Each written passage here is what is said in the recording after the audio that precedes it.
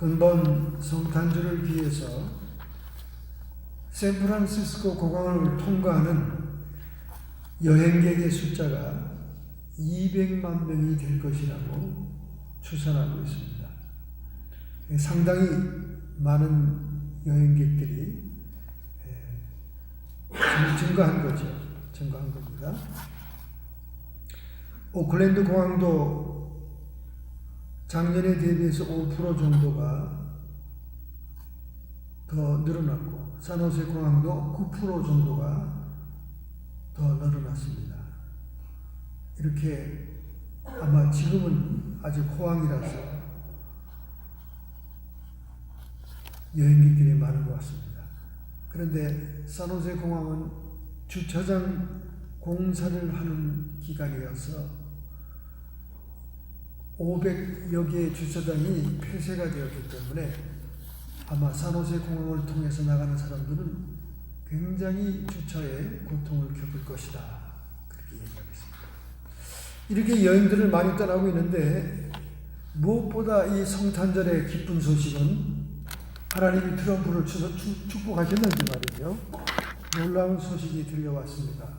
여러분도 이미 알고 있겠지만 뉴멕시코 지방의 평원에서 엄청난 유전이 발견이 됐습니다. 그 유전만 가지고도 미국 전체 인구가 수십 년을 써도 마르지 않은 석유 유전이 발견됐습니다. 그래서 굉장히 크리스마스에 미국의 선물이다. 이렇게 매스컴들이 굉장히 환영하고 있습니다. 어쨌든 간에 미국은 저 중동 지역이 기름이 바닥이 나더라도 미국에 있는 기름 가지고 얼마든지 쓸 수 있는 그런 저장이, 지난번에는 저 다코타, 널스 사우스 다코타의 세일 가스가 엄청나게 발견됐는데 이번에는 뉴멕시코 지역의 평원 밑에 진짜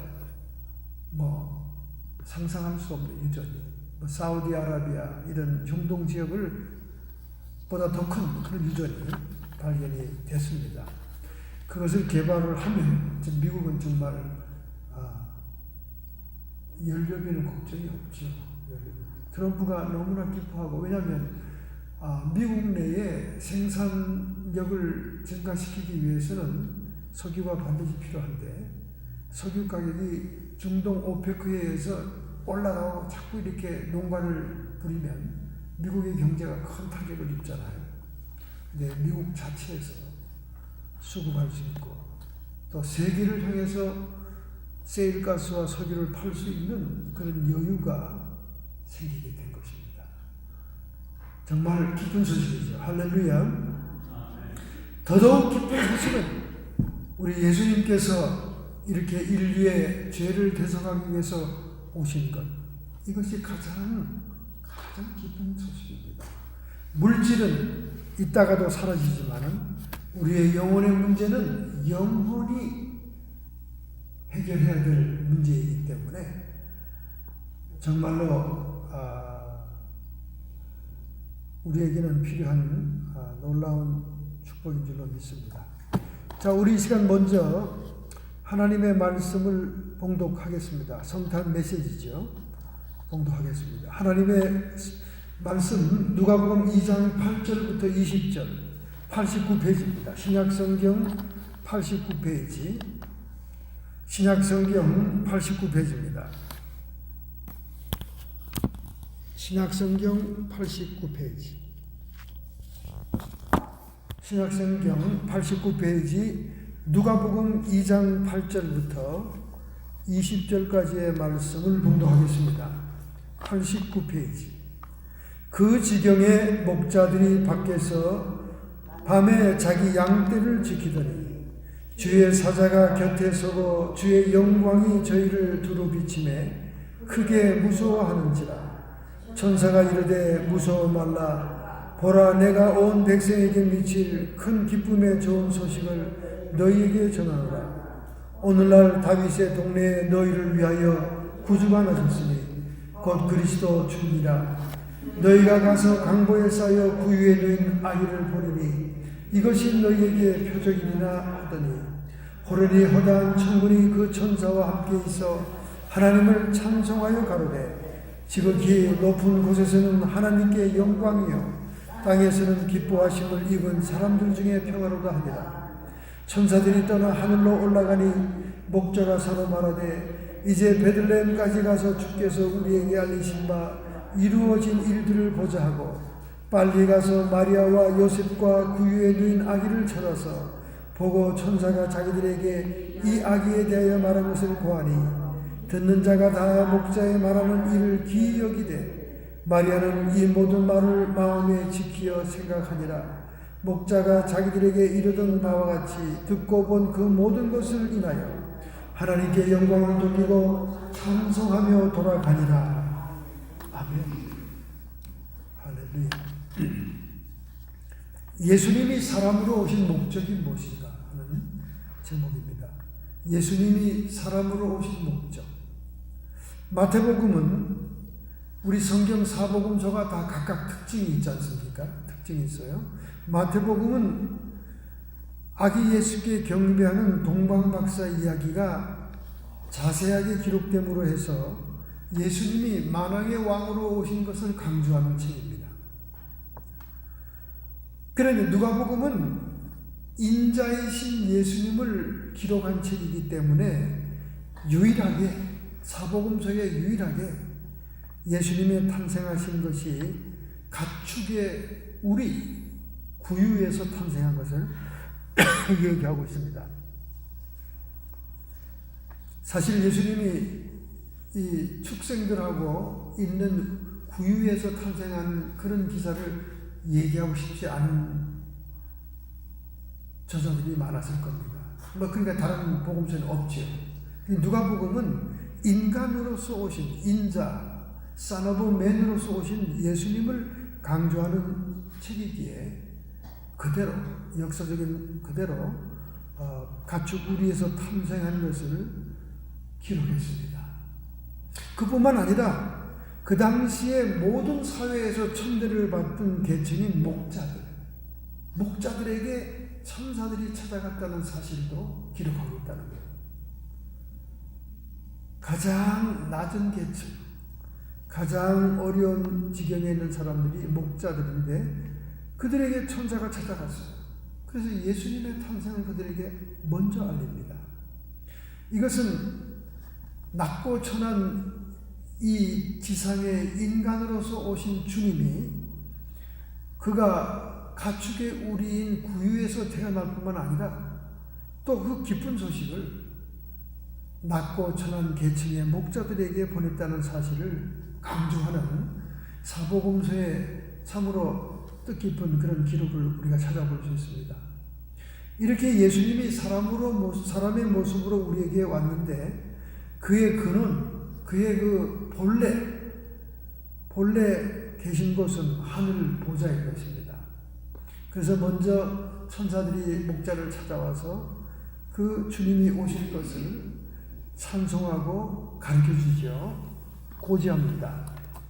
천사들이 호련히 허다한 천군이 그 천사와 함께 있어 하나님을 찬송하여 가로되 지극히 높은 곳에서 하나님께 영광이요 땅에서는 기뻐하심을 입은 사람들 중에 평화로다. 이 천사가 목자들이에요. 이 목자들이 동방박사뿐만 아니라 목자들이 그 근처에 있다가 베들레헴의 목자들이 구유를 찾아온 거예요. 자, 그러면 왜 예수님은 사람의 모습으로 오셔야 됐을까요? 자, 첫째 14절입니다. 지극히 높은 곳에서는 하나님께 영광이요. 하늘의 영광을 드러내기 위해서 오셨다는 거예요. 영광의 증거로서는 천사들의 증거가 본문에 나옵니다. 기쁨의 좋은 소식을 너에게 전한다. 가스플, 굿뉴스, 복음을 얘기하는 겁니다. 예수님이 이 땅에 오셔서 우리의 죄를 대속하신다는 이 복음의 기쁜 소식을 전한다.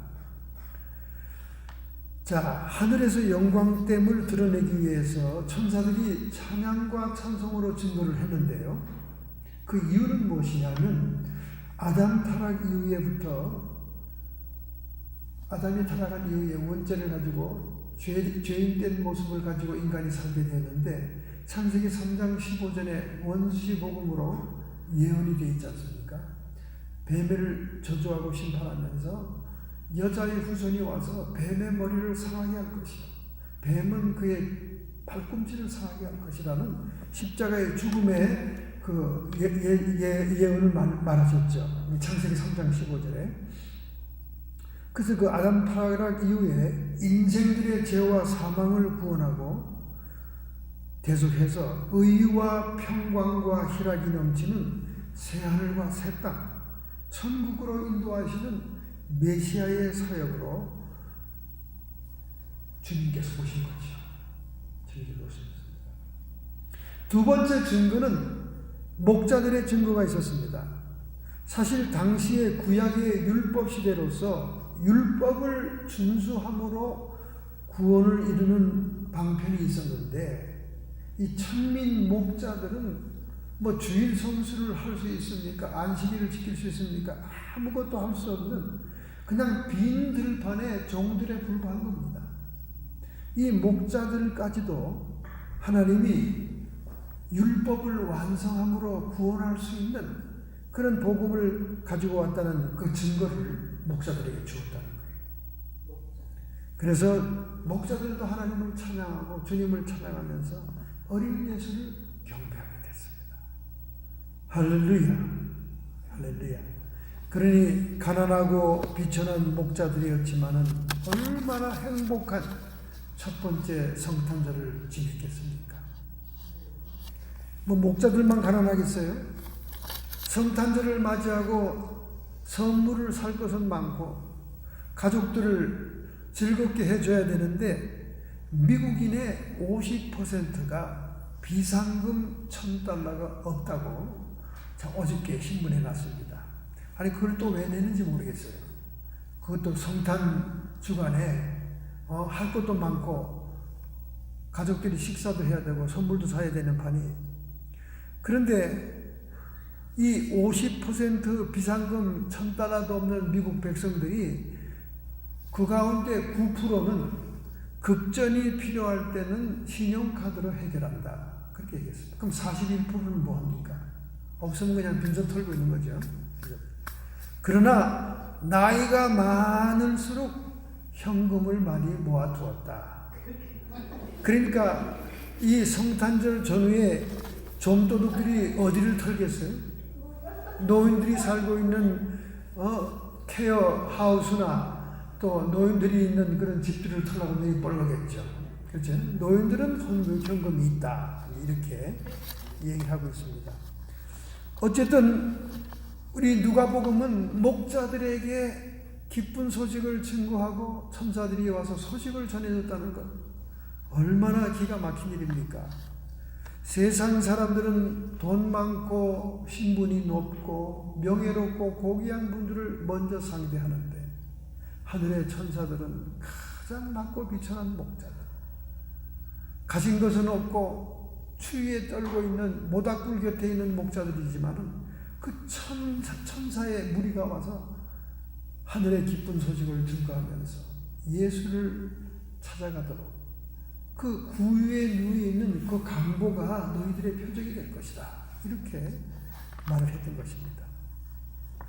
요한복음 1장 14절에 말씀합니다. 우리가 영광을 보니 아버지 독생자의 영광이요 은혜와 진리가 충만하더라. 할렐루야. 하늘의 영광이 드러나기 위해서 예수 그리스도가 그 영광을 가지고 오신 거예요. 그 주님의 그 영광의 모습을 분석해 보니까 은혜와 진리가 충만하더라. 은혜는 뭡니까? 하나님의 사랑 안에 있던 것이 우리에게 은혜로 주어졌고 하나님의 공의 가운데 있는 것이 우리에게 진리의 말씀으로 진리로 주어졌다.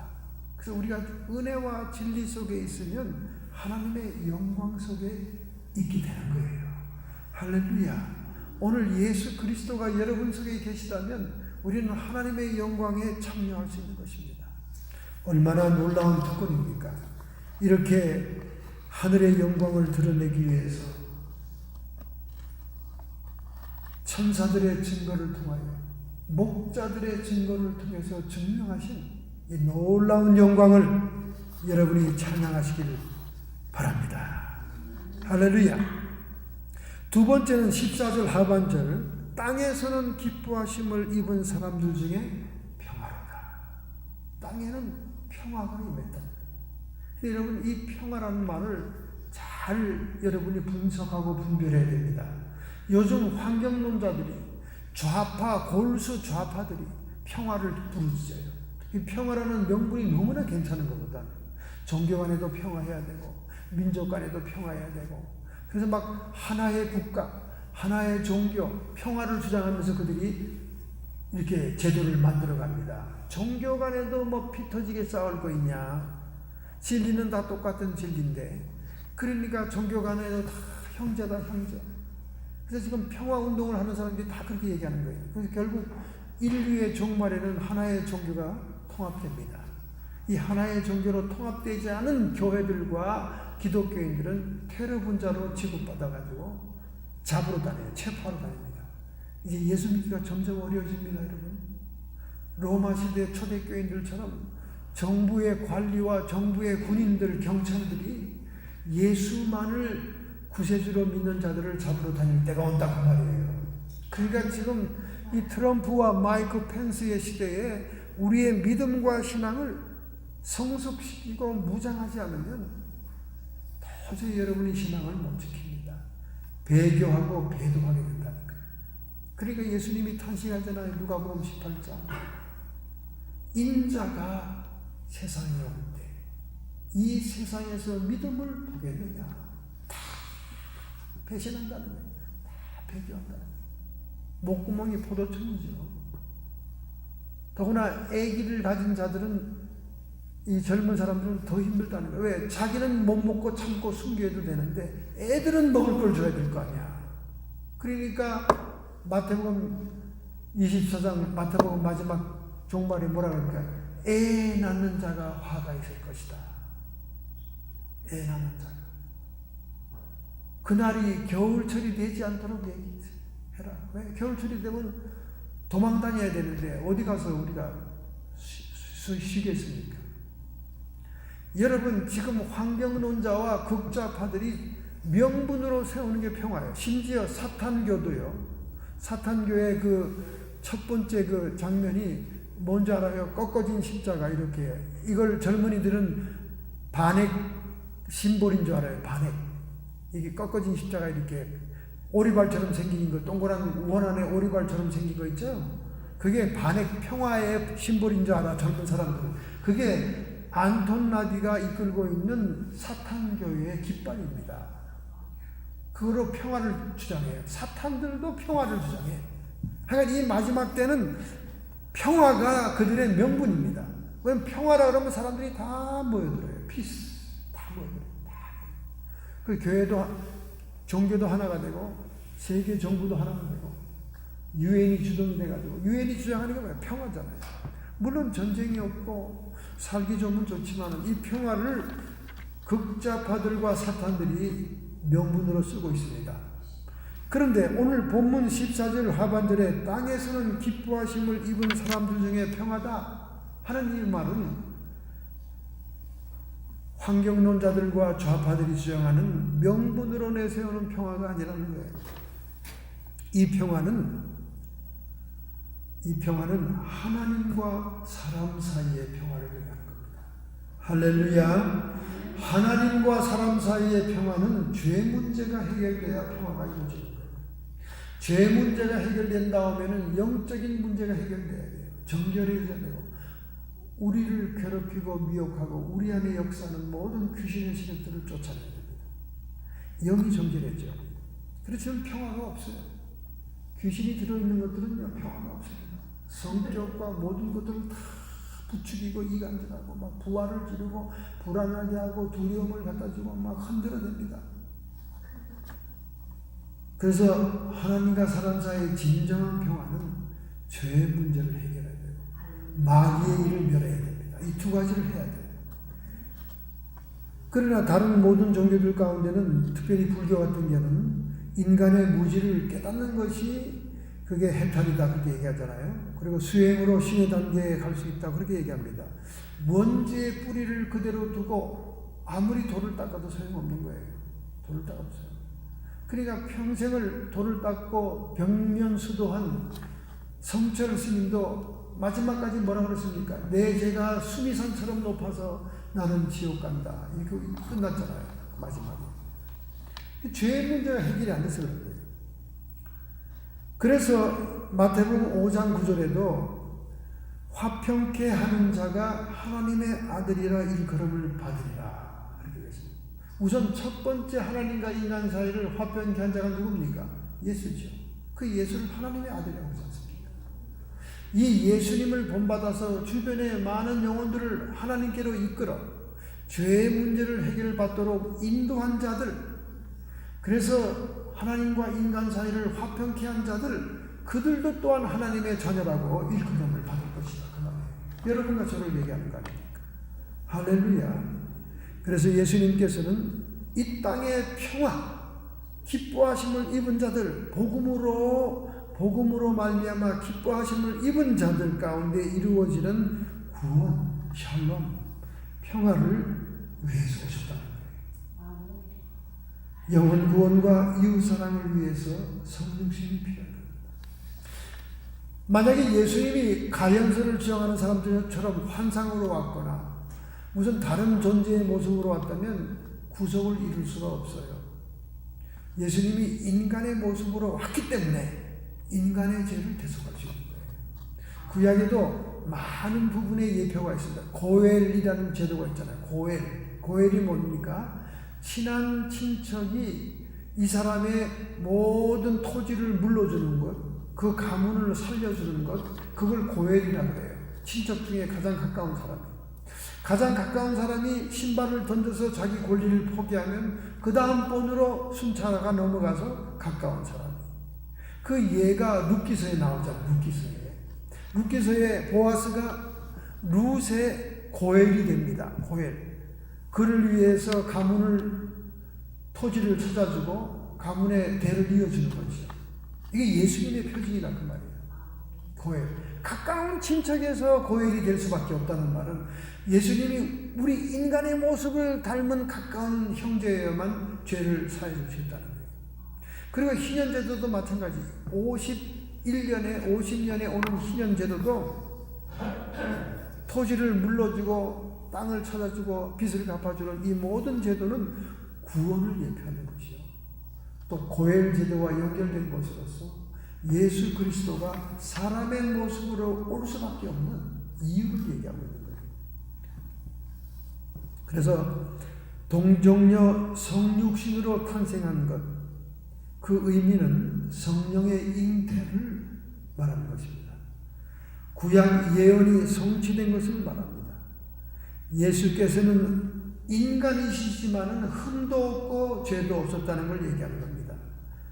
예수님께서는 신성의 증거를 가지고 있었고 그는 완전한 하나님이시며 완전한 인간이었습니다. 그리고 성육신의 순결성을 말씀하고 있는 것입니다. 할렐루야. 오늘 여러분이 하나님과 나 사이에 죄의 문제가 해결되고 사탄 귀신의 문제가 해결됨으로 인해서 완전히 평화를 누리시고 있음을 믿습니다. 할렐루야. 에베소 2장 14절에 그는 우리의 화평이십니다. 예수님은 우리의 영원한 화평을 이루셨습니다. 장차 우리가 저 하늘, 저 새로운 하늘, 아버지의 집에 들어간다고 말해요. 여러분, 하나님 나라에 문화가 있어요. The culture of kingdom. 하나님 나라에 문화가 있습니다. 하나님 나라는 의와 평강과 희락이 넘치는데, 그리고 하나님 나라는 굉장히 개인을 존중합니다. 한 가지 면을 여러분에게 소개하면 개인을 존중한다니까. 하나님께서는 너무 여러분 개개인을 잘 알아요. 그리고 개인을 존중하십니다. 하나님 나라는 그런 분위기예요. 사랑이 솜들처럼 많고, 그리고 나를 너무 잘 아시고, 한 사람 한 사람 개인을 너무 귀하게 여기시는 그런 문화가 천국의 문화예요. 뭐 민주주의, 미국의 제도만이 뭐 개인을 존중하고 그렇지 않아요. 우리 뭐 민주주의가 겉으로는 그렇게 보여도 깊은 내면에 들어가 보면 정치적으로 복잡한 게 많아요. 많습니다. 많아요. 예, 뭐 사실은 완전한 개인의 존중이 이루어지지 않다. 뭐 그래도 세계의 모든 제도 가운데 민주주의가 가장 낫지만은 완벽하지 않다. 근데 하나님 나라는 그 모든 것이 다 이루어진 문화예요. 너무 개인이 존중되고 있고, 그 개인이 마음만 먹으면 하나님이 다 천사들로 인해서 다 앞에 갖다 놓습니다. 우리 자식들이 잘 신앙생활 할까? 그러면 앞에 딱 스크린이 열려가지고 세상이 다 보이는 거예요. 다 보입니다.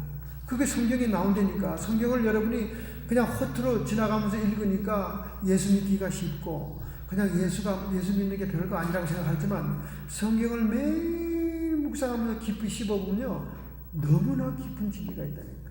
허다한 증인들이, 우리가 경주장에 뛰는 경주자처럼 뛰고 있는데, 허다한 증인들이 우리를 보고 있다는 거예요. 할렐루야. 뭐 TV 얘기하면 아유 목사님 뭐 천국에서 그걸 봤어요 이렇게 하는데 성경이 있다니까. 허다한 무리들이 여러분과 저를 보고 싶으면 애니타임 본다니까. 쫙 보는 걸 열어준다니까. 그러니까 여러분이 잘 못 살면 저 하늘나라에 계신 구원받은 성도들이 탄식하는 거예요. 그뿐입니까 어디? 많지요. 하늘나라가 엄청나게 많죠. 여러 가지 많습니다. 지금 갑자기 생각이 안 나는데. 예, 성경을 우리가 허투루 읽으니까 기도에도 3디멘션이 있습니다. The 3 dimensions of prayer. 여러분이 그냥 성경을 허투루 읽으니까 뭐 기도가 다 똑같지. 뭐 기도는 힘든 거야. 이 정도로 끝나고 말지. 기도에는 3가지의 깊은 차원이 있습니다. 이제 맛보기로 여러분에게 얘기하면 주기도문을 누가복음 11장, 우리가 본문을 읽은 누가복음 11장에 다 나오는 거예요. 누가복음 11장에 제자들이 예수님께 기도를 가르쳐달라고 그러니까 11장에서 6장 정도의 주기도문을 가르쳐주죠. 그 다음에 11장인가요? 그쯤 가서 떡을 구하는 친구가 나오죠. 그 다음에 18장에 가서 불법한 재판관에게 강청하는 과부가 나오잖아요. 기도의 3디멘션입니다. 기도에는 차원이 있어요. 여러분이 지금 어떤 차원의 기도를 하고 있는가를 분석해 보십시오. 자, 처음에 주기도문을 가르쳐 주었을 때는 우리가 아버지에게 하는 기도입니다. 육신의 아버지도 여러분의 모든 일생생활을 공급하시고 여러분을 보호하시고 케어하고 양육합니다. 그렇기 때문에 우리가 아버지를 부르면서 드리는 기도는요, 모든 생활에 필요한 걸 공급받는 기도. 그래서 뭐라고 그럽니까? 자식이 아비에게 계란을 달라 그러면 정관을 주며 떡을 달라면 돌을 줄 자가 있겠느냐. 그게 아버지 차원의 기도예요. 그래서 많은 사람들이 처음 교회에 나오면 이 아버지를 부르면서 자기 필요와 병든 고침과 이런 걸 막 요구하는 그런 차원의 기도를 드립니다. 요 기복주의 신앙, 순복음교회 계통이나 이런 데는 주로 그런 기도를 많이 드리죠. 번영신앙. 근데 거기서 끝나면 안 돼, 기도가. 두 번째 차원의 기도는 친구를 위해 떡을 구하러 온 거예요. 친구 집에 친구를 위해 떡을 구하러 오는 거예요. 밤중에 그것도 다 자는데. 그냥 막 떡을 달라니까. 내가 그 친구에게 줄 것이 없으니까 떡을 구하러 갔다니까, 다른 친구한테. 그 친구가 막 구차는 거야. 내가 저 떡을 안 줬다가는 내가 밤잠을 못 자겠구나 해서 떡을 줍니다.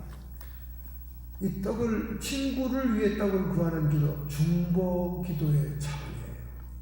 여러분이 이제 일용할 양식을 구하고 아버지 차원의 기도를 하다가 이제 여러분이 그것이 어느 정도 채워지게 되고 그렇게 되면 중보 기도를 하게 됩니다. 다른 사람을 위해서 기도하게 돼요. 다른 사람을 위해서. 친구의 기도죠. 친구 차원의 기도입니다. 근데 친구 차원의 기도의 결과는 뭐가 있는 줄 아세요? 비밀을 알게 됩니다. 모세도 친구라고 그랬죠. 아브라함도 친구라고 그랬죠. 성경에 하나님의 친구라 그런 사람들에게 뭘 가르쳐 줍니까? 비밀을 가르쳐 줘요. 비밀. 롯이 살고 있는 소돔 고모라 성이 멸망당할 것이다. 그러니까 아브라함이 아이고 미리 그 비밀을 알고는 아이고 하나님 아버지 의인까지 다 죽이려고 합니까? 의인 50명이 있으면 어떠하겠습니까? 막 이렇게 막 기도하잖아요. 이게 중보기도거든요. 그러니까 중보기도는 친구를 위한 기도인데 친구를 위해 기도하는 사람들은 그 친구에 대한 비밀을 알아요. 목사님들이 교인들을 성도를 위해서 중보기도를 많이 하다가 성도들의 비밀을 압니다. 이게 여러분 두 번째 차원의 기도예요. 세 번째 차원의 기도는 누가복음 18장이죠. 불법한 재판관을 못살게끔 찾아가서 과부가 조르는 기도입니다. 그런데 이 불법한 재판관, 하나님도 모르는 이 재판관이 무자비하기 짝이 없는데도 불구하고 너무나 귀찮으니까 성가시니까 그 과부의 원한을 풀어주지 않겠느냐. 이제 원한을 풀어주는 기도입니다. 3차원의 기도는.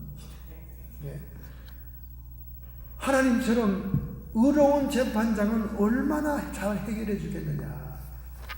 이 세 번째 차원의 기도는 제가 하늘의 법정이라는 용어를 써서 다음에 특별 강의를 할 겁니다. 여러분, 많은 사람들이 일용할 양식을 공급받는 아버지의 기도를 하고 친구들의 필요를 위해 기도하는 중보 기도도 하고 다 그런 기도를 하는 차원에 들어있지만은 이 재판장에게 찾아가는 원한을 푸는 기도는 몰라요. 그건 못하고 있기 때문에 평생을 어렵게 사는 겁니다. 하늘은 하늘의 법정이 있다고 그랬어요. 이 세상에 있는 것들은 다 하늘의 그림자거든. 그래서 예수님이 와서 구속을 이루기 전까지는 하늘의 법정에 천사들도 들락거리고 마귀도 들락거리고 그러니까 욥기가 나오는 거야. 욥기가 도대체 욥은 왜 무슨 실수를 했길래 마귀가 고소를 했을까? 하늘의 법정에 욥이 조금 미흡한 게 있었죠. 자식들이 무슨 잔치를 하거나 생일 잔치가 모여서 막 축제를 하고 춤추고 놀고 재밌게 하면 그 자식들이 범죄했을까봐 자식들의 이름을 불러가면서 제물을 드립니다. 하나님께 제물을 드립니다. 그러니까 하나님을 달래는 수준의, 나쁜 말로 말하면 뇌물 수준의 헌금을 했다 그 말이야. 여러분, 이 헌금이 말을 합니다. 하늘나라에서. 근데 이 헌금이 잘못된 동기로 드려진 것이면 그것이 불편한 헌금이 되는 거예요. 이 헌금이라는 것은 하나님의 영광과 하나님의 은혜를 감사해서 드려야 되는데 이 욥이 드린 헌금은 조건부로 자식들의 실수와 죄를 커버하기 위해서 나쁜 말로 말하면 뇌물적인 헌금을 드렸다는 거예요. 그러니까 마귀가 뭐라고 첨사합니까?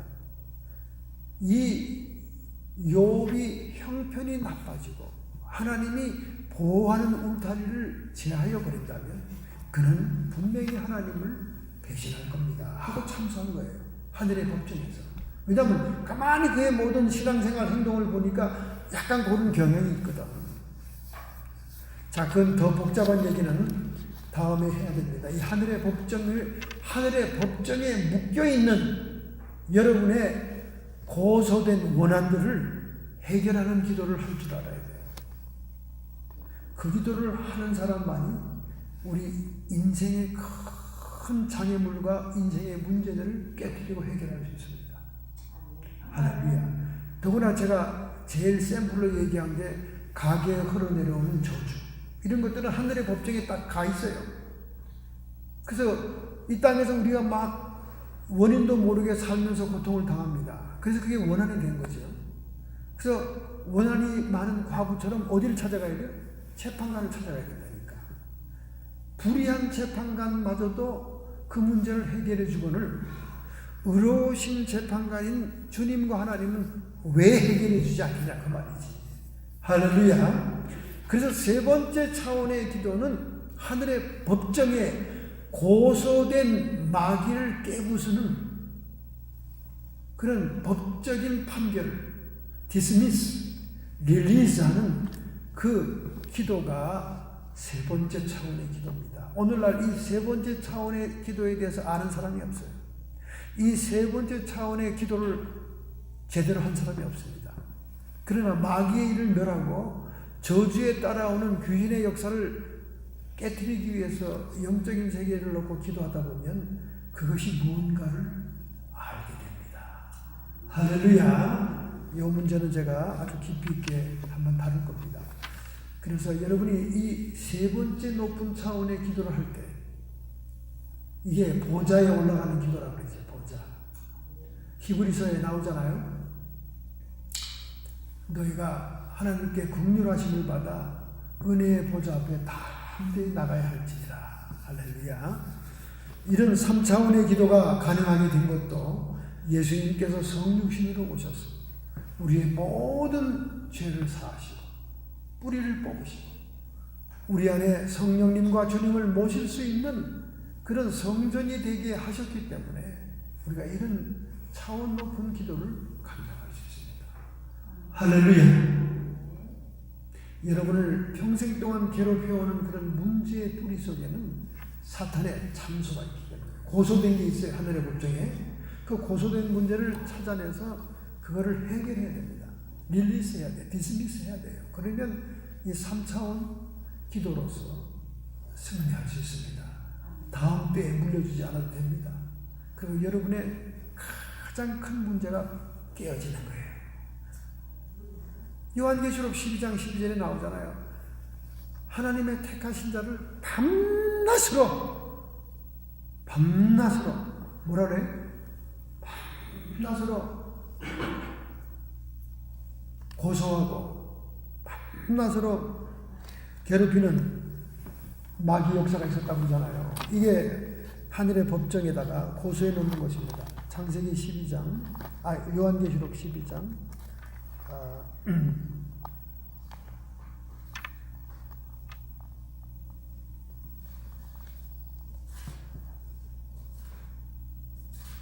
우리의 형제들을 참소하던 자, 곧 우리 하나님 앞에 밤낮 참소하던 자가 쫓겨났고, 12장 10절에 나온 말씀.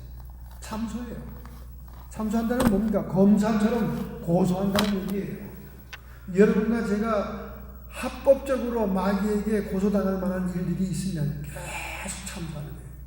여러분, 이 지구와 우주적인 이 모든 사건을 통틀어 가장 합법적인 것을 하늘의 법정에서 해결한 분은 예수님입니다.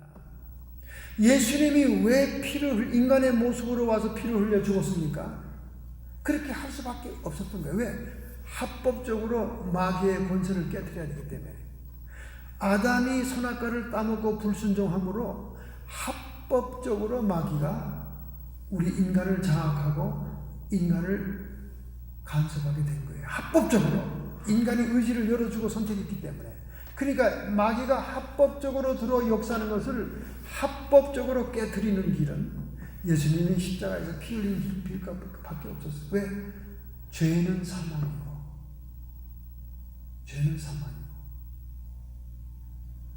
생명은 피로 속합니다.